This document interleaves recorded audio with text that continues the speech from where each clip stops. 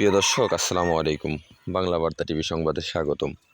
প্রিয় দর্শক, দুঃখ ভারাক্রান্ত হৃদয় নিয়ে একটি সংবাদ জানানোর জন্য এই মুহূর্তে ভিডিওতে আসলাম। প্রিয় দর্শক, দেখতে পাচ্ছেন যে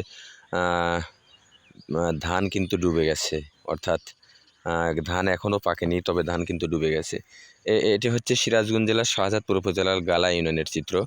গালা ইউনিয়নের গোবিন্দপুর যেই প্রাইমারি স্কুল রয়েছে, স্কুলের পাশেই যে নিচু জায়গা, সেই নিচু জায়গার চিত্র কিন্তু এটি। প্রিয় দর্শক, আপনারা জানেন যে গত কয়েকদিন যাবৎ প্রচণ্ড বৃষ্টি হচ্ছে।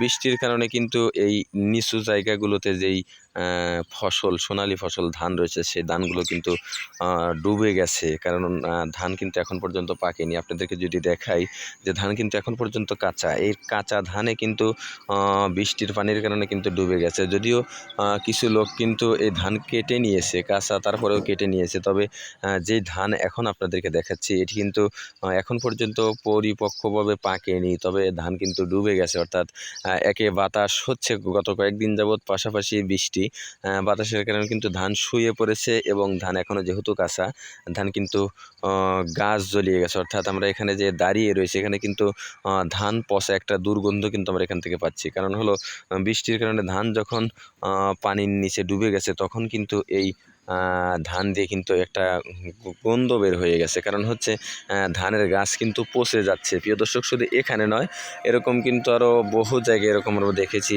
যেখানে আপনার ধান ডুবে গেছে। শুধু সিরাজগঞ্জ জেলার শাহজাদপুর উপজেলার গালা ইউনিয়ন না, রূপবাটি ইউনিয়নে আমরা দেখেছি যে প্রচুর পরিমাণ ধান কিন্তু ডুবে গেছে। শুধু রূপবাটি নয়, বাংলাদেশের বিভিন্ন জেলাতেই কিন্তু বৃষ্টির কারণে কিন্তু এই ধানগুলো কিন্তু ডুবে গেছে।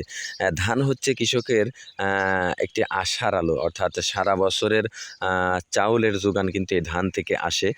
তবে এই ধান যদি ডুবে যায়, ক্ষতিগ্রস্ত হয়, তাহলে কিন্তু কৃষকরা দুশ্চিন্তায় পড়বে, এটাই কিন্তু স্বাভাবিক। যার কারণে আমরা দেখেছি কৃষকদের তারা কিন্তু দুশ্চিন্তায় কিন্তু এখন পর্যন্ত রয়েছে। কারণ এই ধান যদি ডুবে যায়, তাহলে কিন্তু সারা বছর তারা কেমনে চলবে, এই নিয়ে কিন্তু তারা দুশ্চিন্তায় পড়ে গেছে। তবে আর একটা বিষয় জানিয়ে রাখি, সেটি হচ্ছে ধান যদিও ডুবে যাচ্ছে, এই মুহূর্তে কিন্তু কামলার দাম মোটামুটি 1200 টাকার মতন।